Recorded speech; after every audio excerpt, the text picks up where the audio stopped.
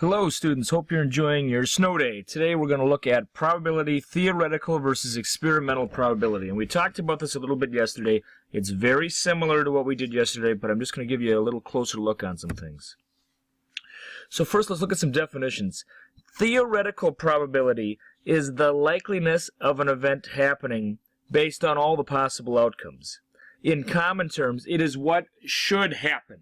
So yesterday we looked at a coin, and it was actually a nickel, heads and tails.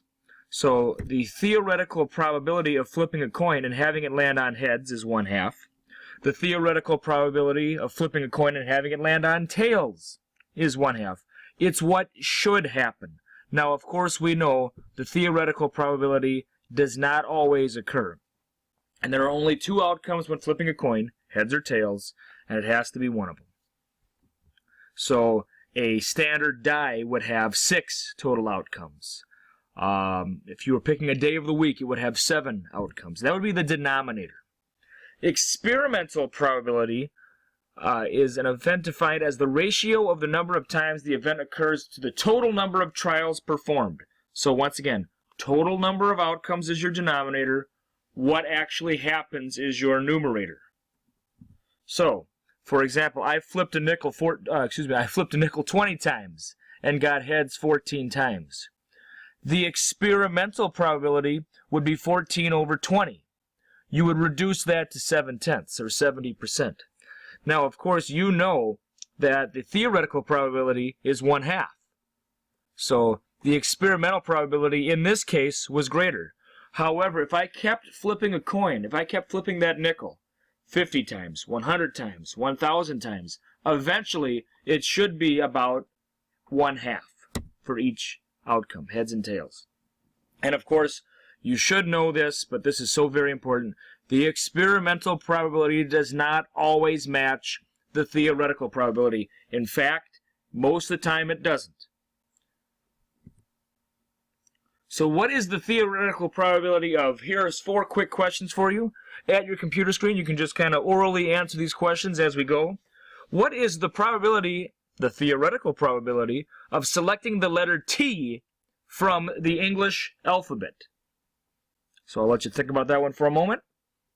And the answer would be 1/26th, because there's one letter T in the alphabet, and there are 26 total letters. So once again, the part we're looking for is T. There's one T. The denominator is the whole or the total. There are 26 total letters in the English alphabet.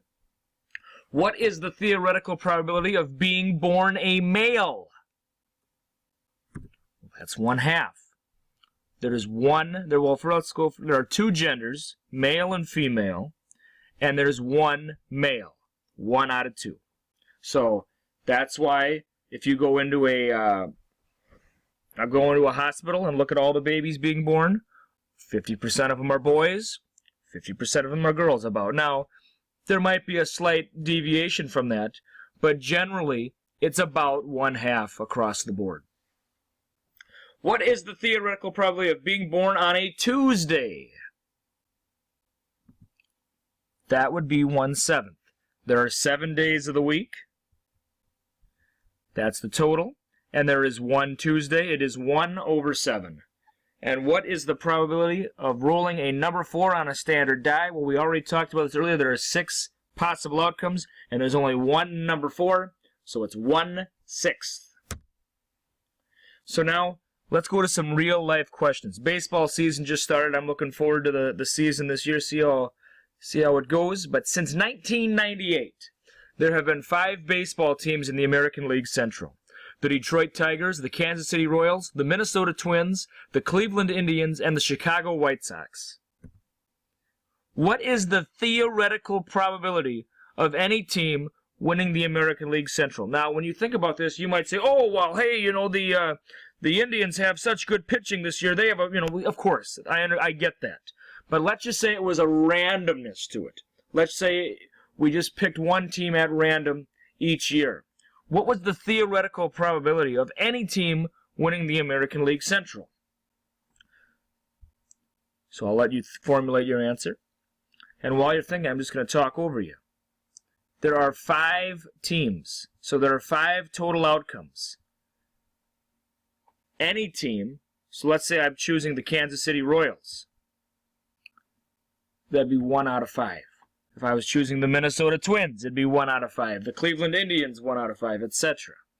So the theoretical probability of any team winning the American League Central is 1 out of 5. Now, if you follow sports, you know that's not how sports works. The coaching, the players, the payroll, all that. And we're going to go on to that on the next page. Now we're going to look at the experimental probability. I have listed all of the American League Central winners since 1998. Here they are listed here. You can look at them by year. So now, my question to you is this. We just saw on the last page that the theoretical probability was 1/5, or 20%. What was the experimental probability for each team winning the American League Central? And I'm going to let you work on this one for a while. This one will take you a while. Feel free to pause the video at this time. All right, let's see how you did. We're going to start with the Cleveland Indians here. And if you look, we need to know the total first. So you look here, and a lot of students might make a mistake and just kind of guess the years based on, 2017 minus 1998. Sometimes you can do that. Sometimes it's risky, depending on if an event was held that year. So for example, in 1994, the baseball season was canceled, so there was no winner. So you can't always do that by year. So I'm going to count them up. 1, 2, 3, 4, 5, 6, 7, 8, 9, 10, 11, 12, 13, 14, 15, 16, 17, 18, 19, 20. So 20 is the number of AL Central champions there have been since 1998. And now, so 20 is our denominator for all of them, because it's the total number of outcomes. And let's count up how many times the Cleveland Indians won. 1, 2, 3, 4, 5, 6. 6 out of 20, which reduces to 3 out of 10. So I could have put 6/20 there too. It's the same thing. Chicago White Sox. When I was a 6th grader, they won it in 2000. I remember my math teacher was a big Chicago White Sox fan and had one of the games on TV. They used to have playoff games during the day, and you'd get to watch them at school. Obviously, times have changed. So the White Sox in 2000, 2005, so that's 2, 3 times out of 20. Can't reduce that one. Minnesota Twins. 1, 2, that should say Twins. 3, 4, 5, 6. 6 out of 20 reduces down to 3/10, equivalent to the Cleveland Indians. Detroit Tigers. 1, 2, 3, 4. 4 out of 20 reduces down to 2/10, reduces down to 1/5. I could have moved that down to 1/5 if I had wanted to. For some reason I didn't. I should have. And then the Royals, just the one time in 2015. 1 out of 20. So now, those are the experimental probabilities for each team, because it's what actually happened in real life. Theoretically, they were all at 1/5. That's not how it worked out. I got a question for you to follow up. Which team's experimental probability was the same as their theoretical probability? That was the Detroit Tigers at 1/5. So very rarely does the experimental probability match the theoretical. Here's another follow-up question for you, kind of informal. Which team or teams' experimental probability was greater than their theoretical probability? So as you recall, all the theoretical probabilities were 20%, 1/5. Which of these are greater than 20%? Well, the Cleveland Indians won 30% of the time. The Minnesota Twins won 30% of the time. And those are the only two teams that have a experimental probability greater than their theoretical. And of course, less than their theoretical would be the Chicago White Sox and the Kansas City Royals. Let's move on. What is the theoretical probability of selecting an odd number from the following? And we'll pause the tape and let you do that one quickly. All right, let's see how you did. So, we have a list of numbers here, and we want to know what is the theoretical probability of selecting an odd number. Well, there are 7 odd numbers: 11, 3, 5, 11, 13, and 9. And there are 11 total numbers. So the theoretical probability would be 7 over 11. Not talking about the convenience store. Next question. What is the theoretical probability of selecting a green shape from the following? So we'll let you pause and we'll get you to work on that. Let's see how you did. So we're looking here, and there are 2 green shapes. They should come right out at us. So 2 is our numerator, and there are 12 total shapes. So 2/12 reduces down to 1/6. It's experts only time. This is challenging. All right, here we go. When you hear that hee-haw, you know it's this one could be wild. What was the difference as a percent between the theoretical and experimental probability for sectors 1, 2, 3, and 4 on this spinner in the lower right-hand corner? The results, or the frequency, are below.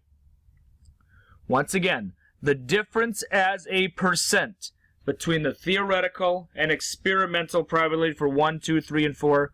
Pause it right now. This is challenging. Try it out. All right, let's see how you did. Let's see how you did. So first of all, we need to know the total. So I'm going to add these up. 21 plus 7 is 28. 28 plus 13 is 41.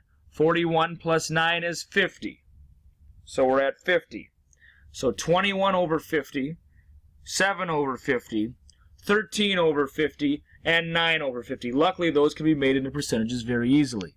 Here's the tail of the tape. Well, theoretically, you had a 1 out of 4 chance for each of the sectors. That accounts for 25% each. However, the experimental probability, what I did was it was 21 over 50 for sector 1 on what actually happened. So I multiplied that by 2. 21 over 50 multiplied by 2 is 42 over 100. That's 42%. Then there was 7. 7 over 50, multiply that by 2. That is 14 over 50. That's 14%. Or 14 over 100. 13 over 50, multiply that by 2. That's 26 over 100. That's 26%. And lastly, 9 over 50, multiply that by 2. It's 18 over 100. That's 18%. The difference, then, you would subtract the largest number minus the smallest number. 42 minus 25 is 17.